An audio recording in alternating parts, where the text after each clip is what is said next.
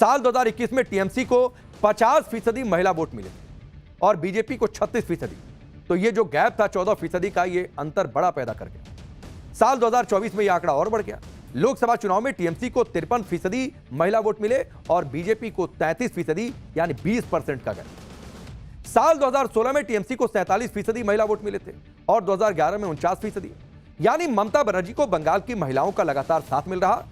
यही वो vote bank है जो ममता बनर्जी के साथ इंटैक्ट है, उनकी बड़ी सियासी ताकत है और बीजेपी की नजर उनकी इसी सियासी ताकत को कमजोर करने पर है। लेकिन इस बार महिला वोटों को साधने के लिए बीजेपी ने भी बड़ा दांव चल दिया। इसके साथ ही आरजीकर मेडिकल कॉलेज केस से भी महिला सुरक्षा के मुद्दे पर ममता बनर्जी की इमेज को डेंट पड़ा है, उसे भी भुनाने की कोशिश है। बंगाल के चुनाव में ममता बनर्जी बीजेपी के खिलाफ अक्सर बाहरी का मुद्दा उठाती है। वो ये माहौल बनाती है कि बंगाल के चुनाव में दूसरे राज्यों के नेताओं को लाया जाता है, यूपी गुजरात से लोग बुलाए जाते हैं। इस तरह ममता बनर्जी इसे बाहरी बनाम बंगाली का मुद्दा बना देती है। लेकिन आज इस मुद्दे की काट के लिए भी अमित शाह ने ऐलान कर दिया कि बीजेपी का जो भी सीएम होगा वो बंगाली ही होगा, बाहर से नहीं होगा। सुनिए।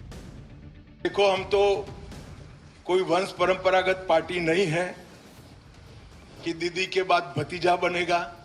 कोई भी बंगाली बन सकता है। बंगाल का ही बासिंदा भारतीय जनता पार्टी बंगाल का मुख्यमंत्री बनेगा। अब जरा भी चिंता न करिए, वो सक्षम भी होगा, योग्य भी होगा, लीडर भी होगा और सुशासन को प्रस्तावित भी करेगा। इधर अमित शाह ने ममता बनर्जी के बाहरी बनाम बंगाली के मुद्दे को सेटल कर दिया। उधर ममता बनर्जी ने आज बीजेपी पर ही बड़ा आरोप लगा दिया। ममता बनर्जी ने कहा कि असम के चुनाव में बीजेपी ने बाहरी लोगों को बुलाकर वोट डलवाए क्योंकि बीजेपी अपनी जीत को लेकर आश्वस्त नहीं है। हालांकि कई सारी रिपोर्ट्स ऐसी आई जो दूसरी पार्टियों से संबंध रखते थे, पकड़े गए चुनाव। ममता बनर्जी ने कहा कि यूपी से 50,000 लोगों को ट्रेन से असम लाया गया। ममता बनर्जी ने आरोप लगाया कि बीजेपी यही काम बंगाल में भी करना चाहती है, इसीलिए अधिकारियों के तबादले कर दिए गए। ममता बनर्जी ने दावा किया कि जो 90 लाख नाम वोटर लिस्ट से कटे हैं उनमें से 60 लाख तो हिंदू हैं, 30 लाख मुसलमान हैं। यही टीएमसी पहले कह रही थी कि चुन चुनकर खास समुदाय के लोगों के वोट काटे जा रहे हैं। अब यह दावा है कि नहीं, 60 लाख हिंदू वोटर्स के नाम कटे हैं। तो पहले वाला दावा किस आधार पर था? यानी ममता बनर्जी खुद मान रही है कि एसआईआर में हिंदुओं के ज्यादा नाम कटे हैं और पहले जो कहा जा रहा था वो सिर्फ वोट बैंक की सियासत थी। जबकि एसआईआर को लेकर इंडी गठबंधन ने माहौल बनाया था कि बीजेपी चुनाव आयोग के साथ मिलकर ममता बनर्जी के मुस्लिम वोट बैंक को डैमेज करेगी और चुनाव जीत जाएगी, जिसका जिक्र मैं पहले कर रहा था। जबकि ममता बनर्जी खुद कह रही हैं कि एसआईआर में हिंदुओं के नाम बहुत ज्यादा कट गए। सुनिए बीजेपी पर ममता बनर्जी कैसे हमलावर हैं और क्या कह रही हैं। সোনার বাংলা আগে তো নিজের রাজ্যটাকে সোনার রাজ্য করে বাংলার মানুষের উপর অত্যাচার বন্ধ করো, তারপরে তুমি সোনার বাংলার স্বপ্ন দেখো। পরিষ্কার জেনে রাখুন, বাংলা জয় করে আমাদের দিল্লি জয় করতে হবে। তাই আপনাদের একটা ভোট অত্যন্ত গুরুত্বপূর্ণ, এইটা মাথায় রাখবে। दरअसल ममता बनर्जी की एक बड़ी टेंशन उनकी अपनी सीट भवानीपुर भी बनी, जहां उनका मुकाबला बीजेपी के हैवी वेट शुभेंदु अधिकारी से है। अलग अलग मीडिया रिपोर्ट्स के मुताबिक भवानीपुर सीट में 50,000 वोट कटे हैं। इसका जिक्र ममता बनर्जी ने भी किया। वो ये कह रही हैं कि उनकी सीट से भी कई नाम कटे हैं, लेकिन वो इससे टेंशन में नहीं है। बंगाल की भवानीपुर सीट पर क्या माहौल है, भवानीपुर की जनता क्या कह रही है, टाइम्स नाउ नव भारत की एक ग्राउंड रिपोर्ट ध्यान से देखिए। दीदी का कोई हराने नहीं पाएगा, कोई हराने नहीं पाएगा। दादा तो इस बार चुनौती दे रहे हैं शुभेंदु अधिकारी। और शुभेंदु अधिकारी यहाँ में कुछ करने नहीं पाएगा, because every day every time if there is any requirement दीदी हेल्प्स। सब ठीक है, दीदी भी अच्छी। এবার দফা দিদি আসছে আসছে একদম একদম দিদি আসছে 100 টাকা 100 টাকা দিদি হাজার টাকা হাজার টাকা হাজার দিদি আসবে वो लेडीज डॉक्टर है ना, वो उनका जो देहांत हुआ उसके पीछे दीदी का हाथ है। बहुत बड़ा आरोप है। हाँ, आरोप ही सही आरोप, हम लोग जानबूझ के ही आरोप लगाता है ताकि कुछ हो। हाँ, लेकिन यहाँ कुछ नहीं होता। लोग डरे हुए हैं क्या बंगाल में इस बार चुनाव? वो तो बहुत डरा हुआ है, इसलिए कुछ नहीं बोला। ऑफिस में की चर्चा, कौन আসছে कौन যাচ্ছে? মমতা বন্দ্যোপাধ্যায় ममता दीदी আসছে ऑब्वियसली 100%। अच्छा, इस बार भवानीपुर का चुनाव इंटरेस्टिंग होगा या एक तरफा? ये बहुत सहज सवाल किया मुझे, ये सवाल का बहुत सहज सहज सवाल सवाल है। आंसर ममता बंदोपाध्याय। हाँ, बंगाल की जनता काफी चुप है, सब लग रहा है मत के दिन ही बस जवाब तूफान से देंगे। आने के पहले का सन्नाटा है। तूफान मतलब आएगा टीएमसी कुछ। के लिए खतरा। कुछ न कुछ तो जरूर होने वाला है। ओ बाबा, ये की दीदी के बाड़ी के पास हम खड़े हैं और ये कोई दिक्कत नहीं है, अब जो सच्चाई है वही है। For in my opinion, if we take when Bhawanipur mein election would be coming, I don't think Mamata Banerjee is going to win this time. ओ, क्या बात। Let's see. Then the Bhawanipur में दीदी हार जाएंगे। हार जाएगी। नंदीग्राम में हार गई, चला वो तो उनका। आप देख लेना। भवानीपुर हार जाएंगी। हाँ। भवानीपुर तो आप नहीं लगता ना, मुझे भी नहीं लगता। उतना भी Dissatisfied over there. Have you seen the roads? If you see everywhere. Bhawanipur में जो भवानीपुर घर है। भवानीपुर जो मारवाड़ी और सिख का जो वहाँ ये है ना, इस बार ममता के अगेंस्ट वो लोग हम लोग को लगता है वो वोट देंगे। लगता है। अब भवानीपुर का रिजल्ट क्या वाकई तूफानी रहता है? 4 मई का इंतजार कीजिए, बहुत दूर है नहीं। बंगाल में इस वक्त ममता बनर्जी के लिए एसआईआर का मुद्दा ही सबसे बड़ा है। वो ये भरोसा दे रही हैं कि इसके लिए वो फिर से सुप्रीम कोर्ट जाएंगे, जो नाम कटे हैं उनको फिर से जुड़वाएंगे। हालांकि चुनाव आयोग ने कल ही दूसरे चरण की वोटर लिस्ट को भी फ्रीज कर दिया। अब यह मामला एक बार फिर से सुप्रीम कोर्ट पहुंच गया है। सुप्रीम कोर्ट इस मामले में सुनवाई के लिए तैयार भी हो गया है। अगली सुनवाई 13 अप्रैल को होगी। हालांकि कोर्ट ने इस मामले में तुरंत सुनवाई की मांग को खारिज कर दिया। सुप्रीम कोर्ट में यह अर्जी दी गई कि बंगाल के जिन 27 लाख से ज्यादा वोटर्स के नाम काटे गए हैं, उनका मामला अभी ट्रिब्यूनल में है और इसी बीच चुनाव आयोग ने वोटर लिस्ट को फ्रीज कर दिया। इस पर सुप्रीम कोर्ट ने कहा कि वो इस मुद्दे को अगली सुनवाई में देखेंगे, अगर जरूरी लगा तो उचित आदेश पास भी कर देंगे। चुनाव आयोग के मुताबिक अभी तक 27 लाख लोगों ने ट्रिब्यूनल में सुनवाई के लिए ऑनलाइन अपील की है। यानी एसआईआर की प्रक्रिया के दौरान जिन 27 लाख लोगों के 2 लाख लोगों की बातचीत हो रही है और 27 लाख लोगों के जो कटने की बात हो रही है, वोट जो है, उस पर सस्पेंस अभी बाकी है। अगली सुनवाई में सुप्रीम कोर्ट क्या फैसला करेगा, इस पर सबकी नजर है। बंगाल के बाद मुर्शिदाबाद और मालदा 2 ऐसे जिले हैं जहां एसआईआर की प्रक्रिया के दौरान बड़े पैमाने पर वोट कटे। ये दोनों जिले मुस्लिम बहुल हैं और बांग्लादेश बॉर्डर से सटे हुए। इन दोनों जगहों पर चुनाव को लेकर क्या माहौल है, उससे जुड़ी ये ग्राउंड रिपोर्ट आप देखिए। बंगाल में बदलाव होगा या दीदी आएगी? दीदी आएगी। दीदी आएगी। आपने की ए बार दीदी की दादा दीदी क्या लग रहा है इस बार बंगाल में? क्या लग रहा है कि बदलाव होगा या ठीक है दीदी अच्छी है? उधर तो सब यही बोलते थे। नहीं हो सकता है और नहीं भी हो सकता है, मालूम नहीं। लागছে टीएमसी आ रही है। हाँ हाँ दीदी आज 100% हाँ। सीट कितना? सीट तो 278 না কত এরকম सीट। 294 सीट है। दीदी को कितना मिलेगा? প্রায় আপনার 250 পার হয়ে যাবে। अरे बाबा रे, 250 पार दीदी। हाँ, दीदी के लिए कुछ बोलेंगी? দিদি মানুষের জন্য যে সমস্ত উন্নয়ন করেছে, মেয়েদের জন্য বেশি করেছে। दीदी আসবে কি দাদা? দিদি আসবে।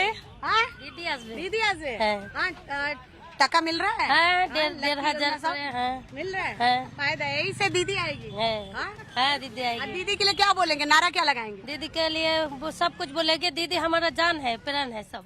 क्यों कभी दीदी का खेल बिगाड़ेंगे क्या? नहीं बिगाड़ पाएंगे। दीदी का खेल नहीं बिगड़ेगा। ये बताओ क्या लग रहा है इस बार बंगाल में खेला होगा? ভালো ভালো। बालो खेला? हाँ? लग रहा है दीदी?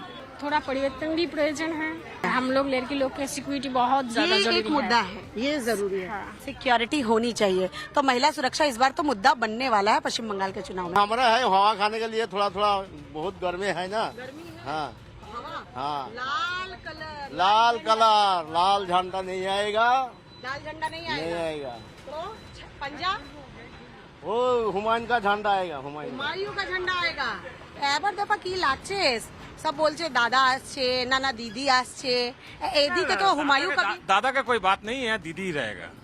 दीदी पूरा ठीक है। पूरा वेस्ट बंगाल में दीदी छोड़ के कुछ नहीं है। इस बार तो हुमायूं का भी धोखा दे दिए ना दीदी को। हुमायूं को भी धोखा दिया, उनकी सीट मिलेगा नहीं, पता नहीं। वो नहीं सीजन भी आने हाँ वाला जी, है। हाँ जी, आ रहा हाँ। इधर क्या लग रहा है इस बार फाइट है किसके किसके बीच?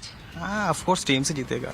ऑफ कोर्स टीएमसी जीतेगा, ये देखो कॉन्फिडेंस है। हाँ, मालदा में कितनी सीटें निकाल ले जाएगी टीएमसी? लगभग I think it's more than 190 something. Malda से नहीं, मतलब पूरा बंगाल की पूरा बात कर बंगाल रहे हो। 190 टीएमसी हाँ, जा आ जाएगी। सकते। तो इस बार परिवर्तन की जरूरत है भी कि नहीं? हाँ थोड़ा बहुत परिवर्तन का जरूरत है। जो चीज दीदी का बाकी है काम वो करना चाहिए। इस बार बहुत ही चांस है बीजेपी का। क्योंकि हिंदू थोड़ा जाग गया है। अगली बार की तरह नहीं है। अभी ये हिंदू जाग गई है, तो लगता है बीजेपी आ जाएगा। टीएमसी को तो कमजोर कहीं ना कहीं हुमायूं मालदा में कांग्रेस आएगा और बंगाल में टीएमसी आएगा, मालदा में कांग्रेस। आप सहमत हैं? বিজেপি কে नहीं आना चाहिए। তো এবার দফা কি লাগছে বাঙ্গাল চুনামে কি হবে? ওটা আমি জানি না। হ্যাঁ ওটা আমি জানি খেলা হবে? হবে হবে খেলা তো হবে। तो क्या वाकई बंगाल में खेला होगा? मुर्शिदाबाद हाल फिलहाल वैसे भी सियासी तौर पर ज्यादा चर्चा में रहा है। एक और फैक्टर की बात करते हैं। बंगाल में मुस्लिम वोटों को लेकर जो लड़ाई हो रही है उसमें एक फैक्टर हुमायूं कबीर और ओवैसी भी, जिनका गठबंधन ममता बनर्जी का खेल बिगाड़ने वाला था और यह चर्चा बड़ी जोरों शोरों से चल रही थी। लेकिन अचानक खुद ओवैसी का खेल बिगड़ गया, क्योंकि हुमायूं कबीर का एक वीडियो वायरल हो गया जिससे टीएमसी को उन आरोपों को दोहराने का मौका मिल गया जिसमें टीएमसी कहती रहती है कि हुमायूं कबीर और ओवैसी जैसे लोग तो बीजेपी की पीठ है। जैसे ही हुमायूं कबीर पर आरोप लगे तो ओवैसी ने देर नहीं लगाई और तुरंत कह दिया कि गठबंधन अब नहीं है। बंगाल में ऐलान कर दिया कि ओवैसी की पार्टी हुमायूं कबीर की पार्टी एजेयूपी से गठबंधन तोड़ रही है, अकेले चुनाव लड़ेगी बंगाल। एमआईएम ने अपने सोशल मीडिया हैंडल पर लिखा, हुमायूं कबीर से जुड़े खुलासों से यह जाहिर हो गया कि बंगाल के मुसलमान कितने कमजोर हैं। एमआईएम ऐसे किसी भी बयान से खुद को नहीं जोड़ सकती जिससे मुसलमानों की गरिमा पर सवाल उठे। आज की तारीख में एमआईएम ने कबीर की पार्टी के साथ अपना गठबंधन तोड़ लिया। हम बंगाल चुनाव स्वतंत्र रूप से लड़ेंगे और आगे किसी भी पार्टी के साथ हमारा कोई गठबंधन नहीं होगा। बंगाल चुनाव में ओवैसी और हुमायूं कबीर की सियासी दोस्ती 14 दिन भी नहीं चली, जबकि कहा यह जा रहा था कि आजीवन चलेगी, अगले चुनावों कई चुनावों तक चलेगी। बीच चुनाव ओवैसी ने हुमायूं कबीर का हाथ झटक दिया, लेकिन हुमायूं को अभी भी उम्मीद है कि ओवैसी लौटकर उनके पास आएंगे। इसीलिए जब उससे गठबंधन टूटने के बारे में पूछा गया तब उन्होंने कहा कि ओवैसी उनके बड़े भाई हैं और जब तक वो जिंदा रहेंगे तब तक ओवैसी को अपना बड़ा भाई मानते रहेंगे। सुनिए। साहब भी साथ में आने वाले थे लेकिन गठबंधन टूटा, कहीं ना कहीं आपको दुख भी होगा। पूछिए, मैं तो 2-1 दिन वेट कर लीजिए, इनका पीछे क्या सजेस्ट है मैं सारे आपको ओपन करूंगा। उम्मीद है कि वापस से गठबंधन हो सकता है, बातचीत करेंगे। बड़ा भाई आप बोल रहे थे उनको, छोटा भाई वो आपको अभी भी बोल रहे हैं। जो ओवैसी साहब मेरा बड़ा भाई है, मैं जिंदगी में जितना दिन जीऊंगी इतना दिन बड़ा भाई मानूंगी, लेकिन पॉलिटिकल सिचुएशन कभी कभी बिगाड़ते हैं। आप सोचिए, इतने जोर शोर से गठबंधन का ऐलान हुआ था, पटके तक में आधा हुमायूं कबीर की पार्टी और आधा एमआईएम की पार्टी का कलर लगा हुआ था। लेकिन ओवैसी ने हुमायूं कबीर से गठबंधन इसलिए तोड़ लिया क्योंकि हुमायूं कबीर पर आरोप लग रहे कि उनके बीजेपी से सांठगांठ है। इसको लेकर अपुष्ट वीडियो भी वायरल हो रहा है, लेकिन हुमायूं कबीर इन आरोपों से साफ तौर पर इनकार कर रहे हैं। आज जब गृहमंत्री अमित शाह से इस पर सवाल किया गया तो उन्होंने साफ साफ कह दिया कि बीजेपी और हुमायूं कबीर नॉर्थ पोल और साउथ पोल की तरह हैं, जिनका मिलना कभी संभव नहीं है। सुनिए। भाई, आप ममता जी की क्षमताओं से अनजान हो। ममता जी ऐसे 2000 वीडियो बना सकती है। हुमायूं कबीर और Bharatiya Janata Party south pole north pole है, कभी हमारा मेल नहीं खा सकता। हम बाबरी मस्जिद बंगाल में बनाने के वाले के साथ बैठने से और 20 साल हम ऑपोजिशन में बैठना पसंद करेंगे। सवाल था, सवाल में दो टूक जवाब भी था और जवाब यह था कि यह सब तो साजिश है। हुमायूं कबीर के साथ गठबंधन तोड़ने पर विपक्ष में कांग्रेस जैसी पार्टियां भी ओवैसी की जमकर खिंचाई कर रही और यह कह रही है कि यह साबित हो गया है कि ओवैसी बीजेपी की बी टीम है। लेकिन एमआईएम ने भी कांग्रेस को तगड़ा जवाब दिया। एमआईएम के यूपी अध्यक्ष शौकत अली ने कहा कि पिछले बंगाल चुनाव में एक भी सीट ना जीतने वाली कांग्रेस इस बार पूरे बंगाल में सभी सीटों पर अकेले चुनाव लड़कर बीजेपी को फायदा पहुंचाएगी। जब एक महीने की पार्टी को 1000 करोड़ का ऑफर हुआ तो सोचिए 100 साल की बूढ़ी कांग्रेस को 2000 करोड़ का तो सौदा हुआ ही होगा। ऐसे भी कांग्रेसियों का बिकने का पुराना इतिहास रहा है। ये एमआईएम की ओर से तगड़ा वार किया गया कांग्रेस पर, उनके बंगाल में चुनावी अस्तित्व को याद दिलाते।